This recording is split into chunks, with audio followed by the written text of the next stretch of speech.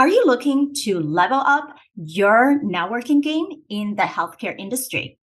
Today, we discuss practical tips and strategies to helping you to build partnerships and attract talent. Stay tuned. Healthcare entrepreneurs, are you ready to rewrite the rules for your business so you can have more time off, a great team, and more income while creating a positive social impact? Then you are in the right place. Welcome to The Provider's Edge. I'm your host, Sabrina Rumbach. I'm a provider, an international peak performance keynote speaker, and a best-selling author. Let's open the gateway to profitability for you today. My guests and I help healthcare entrepreneurs and startup founders like you break through barriers so you can control your business, control your life, and control your future. This is your defining moment to be a disruptor in healthcare. Welcome to another episode of The Provider's Edge. I'm your host, Sabrina Rumbach, and today we have Lillian with us. She is a physician associate of 15 years and mom of 2 young kids, and she created CME Spot, which is a search engine for destination CMEs to help save time and provide convenience when searching for the right CME conferences. Right before we start the show, seems like we go to conferences a lot, and especially end of the year seems to be the high peak conference season. And especially in September, I went to 5 of them. I spoke on 4 of the stages. And then you get all this exciting emotion into it. But how do we use conferences in the best way that we can and actually gain result, not just these CME credits, filling out your surveys and be done, having a certification, but truly gain the experience of property networking, collaboration, creating win-win situation. And that's what we're really hoping to show you guys and then highlight what Lillian have created for us. So thank you so much for being here. Thank you so much, Sabrina, for having me. And I know your audience is mainly focused on provider practice owner, but I think I can bring some value to help save time, make things convenient to search for CMEs of their choices. Because as providers, we all have to attend CME conference and fulfill these required credits, right? But it doesn't have to be just about getting the 50 or whatever credits that you need, but it's about recharging, reconnecting, networking, and also help prevent provider burnout. I had a problem. I was just taking too much time looking for the right CMEs for me. And I had to look at the locations and the dates and the specialties. And so I came up with a solution, being minded with, time saving and solution minded, because as medical providers, we wear a lot of hats. We're moms, we're wives, we're husbands, we are medical providers, business owners, but also we run our household.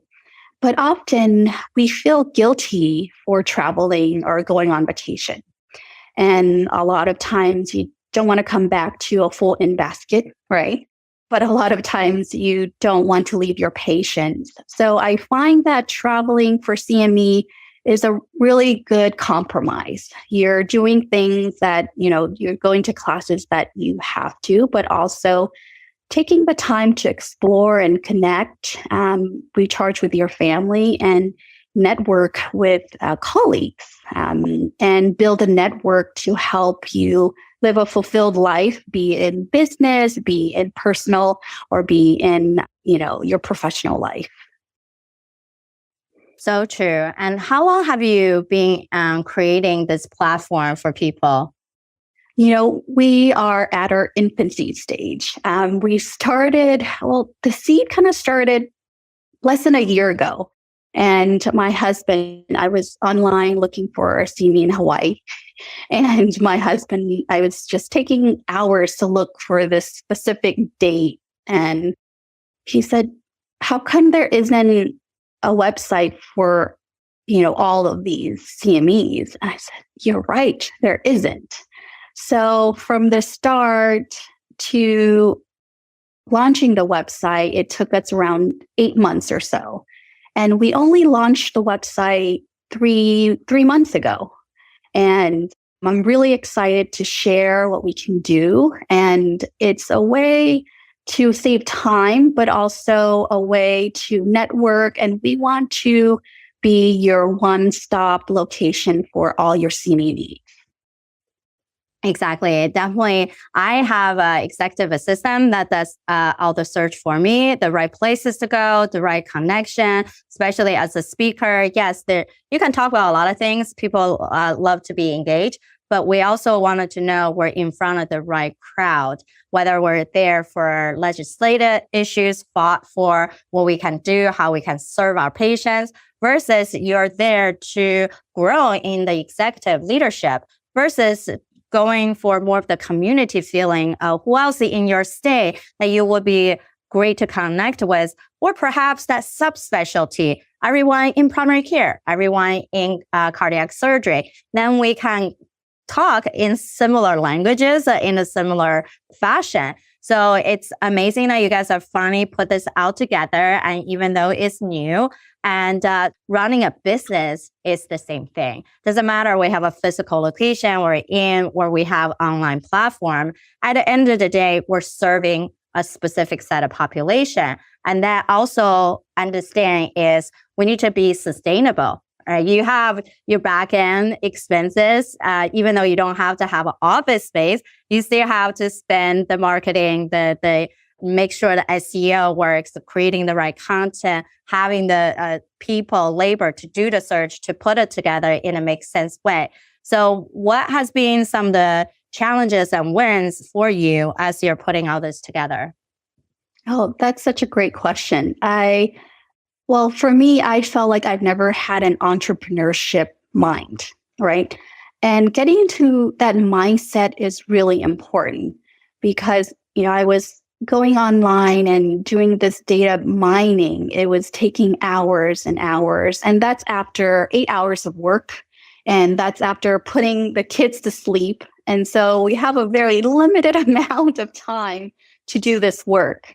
But this is my passion. And the hardest thing is, like I said, it's time management, right?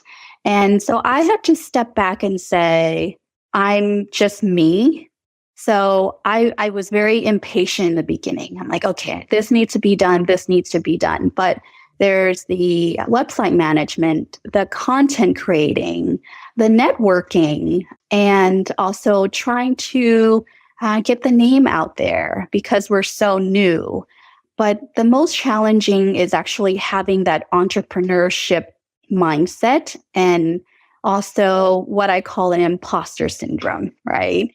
And I think all businesses or business owners or entrepreneurs have that imposter syndrome. Who am I to be the expert? But I said, I've been traveling for 15 years as a PA, as a provider. And so I have to think of it as this, I'm providing a solution. And even though it's hard, even though it's uncomfortable, you just push forward and take one step at a time. And I believe in that 1%. Those who know me know that I never do anything 1%. But it's that day to day. You sit down, you look for data. You sit down, you write a post. You sit down, you develop, design a graphic. These are the little things that will accumulate and become, the products that you're proud of. But it's the little steps. And even if there's setbacks, you just find a solution and move forward.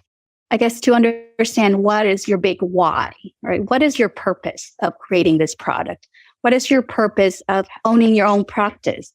So to understand that and have clarity on that will help drive you forward, even though some days are rough and some days you just feel like, am I doing anything? Am I making a difference? So I think that's how I take it, with the entrepreneurship and the new business. Yeah. Yes, you're hitting in the right place that many people, even they're very high functioning, they have the title, they have created different paths of value, they still have that imposter syndrome. It's because in positive psychology, we talk about 10 different ways that we get into our own way. We call them saboteur muscle. So we have to diminish that. And one of those are what we call the stickler. So the stickler is traditionally, we call them the perfectionist. So we have a concept in our head what that perfect image, the perfect output, the perfect result could be. But we don't actually know what other people see. We just have an internalized understanding. So we're trying to constantly be ourselves to next high level, next big thing, and it's hard to maintain. And one good thing that I really applaud you on is that concept of smaller incremental steps. The research really shown us the cycle of what we need to do. And it's not you have competency, then you act, but it's to do that small step repetitively. Once you do that, that's what you actually build a competency, because it's through your small steps, you can actually self-correct. You can actually see the result. And then that competency will give you more confidence. That confidence will help you to do more. So that cycle really starts by doing, not by having the confidence already.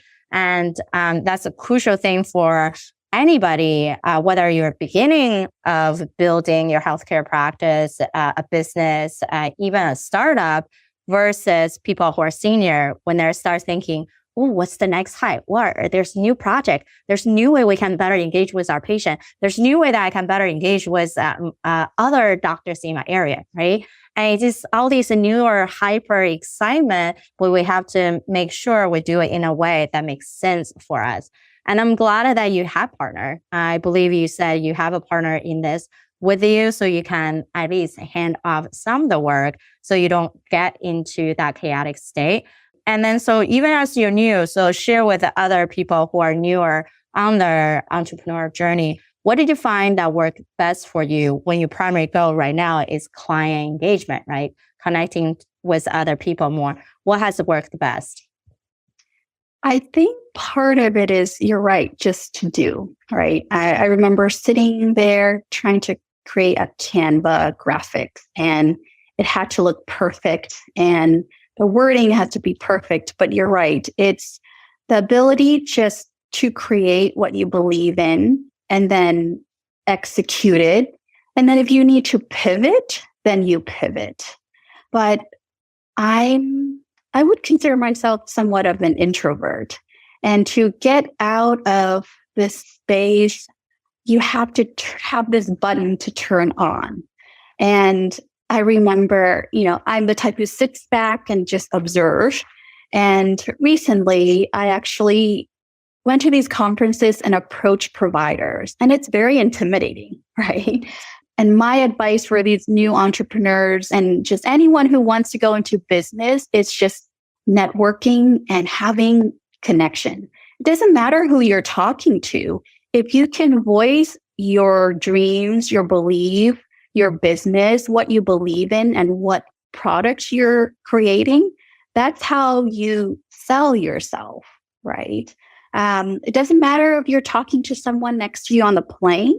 They could be someone who have businesses and have connections. And I just started doing things. I talked to people, and people started reaching out to me. And within a couple weeks of having the website on, there were CME providers that says, hey, can you list our CMEs? And we'll give you some tickets for you to go. And we were able to raffle those off for our audiences. And we were able to use that same connection to obtain like a coupon code, 20% off for PA week for our community. And that was just, I felt like that's such a big win coming from someone who just started this website, just started the social media, and all of this has been organic. There's no marketing. It's just connecting with people like you, Sabrina, and there's just a wide range of network out there. So don't be shy. Get out of your shell, even though it's hard. Get out of your shell. and just take that step forward, have a product or a business you believe in, and just talk to anybody, anyone who will listen. That will, I think it kind of makes things more concrete, more tangible when you talk about it and you believing in yourself and what you do. I think that's a really crucial point. We know networking can be used as collaborating. And when we're thinking about that partnership that you can be building, that's what we really want when you go into events, when you go talk to anybody, whether for a just quick coffee chat or for a thing that you potentially could build a long-term relationship. We wanted to go in. That's one of the main talk that I even bring out. What do you have to do to attract those A players and be a magnet for the talent? Because that's how you can create a synergy. Because at the end of the day, we wanted to create a win-win situation. That means you have things to offer and you're also very clear about what's your ask. And then same thing for that other people to see your value and understand their ask. If we're not clear and if we have too many asks, typically we say 1 to 3, right? And if you have too many over things, then people get so confused on, I don't even know what to do at this point, because then their mind have to think way too hard to even get to what you need to do. So really keep it concise and be brilliant, right? Like be both. And we know definitely as busy professionals, whether you are running a whole practice, you create a whole business as a side and transitional to full-time or vice versa, it's about creating balance. Now, I don't really truly believe in balance because you can't possibly put everything on the balance being like, oh, how do I do this, right? But it's intentional harmony that we can create about the quality of time and return on investment that we can focus on. So that being said, Lillian, what are some things that you've been able to do or you're hoping to up level to create that harmony in your life? Well, I truly believe that living a fulfilled life is important. And what that definition is different for everybody, right? What is your fulfillment? What is that definition for you? For me, the most important is to be able to make a difference. And one of the purpose of the website, this business, is to be a vehicle of charity. I feel that education is really important. And I came from a very humble beginning, and education has helped me to get where I am. And I would love for the CME Spot to be able to generate enough income where we can provide opportunities for future medical providers, healthcare professionals, as in scholarship. I volunteer for a few medical missions. I also help, raise funds to build schools in third world countries. But for me, filling your cup keeps you going. And what does that mean? For me, I also go hiking, I go running. It could mean just you sitting in the morning, getting your cup of coffee. That could be your definition of filling your own cup. But I do believe that you have to fill yours first before you can fill anybody's, including your patients or even your business, right?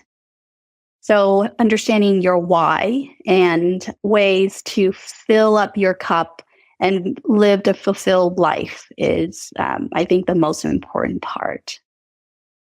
Awesome. Well, I appreciate you sharing with us your adventure, your support, your mission. I'm sure people can all gain the benefit of going to CME Spot to find the best resources for them continue education, but more importantly, learn the best way to network and then create those win-win situations. And then we appreciate everyone who has been here. We don't ask you to pay us anything, but we ask you to pay it forward. So please share with your colleagues who can also benefit from being the best leaders in this healthcare space to support each other. Until next time, bye-bye. Thank you for listening. Remember, the positive change we're seeking starts right here with me and you. If you're a fan of the show, or if you are just having struggles or success that you're either experienced in the past or are experiencing now in the healthcare industry, these matter to all of us. I want to hear from you. Visit sabrinarumback.com/connect and send me a direct message. Talk soon.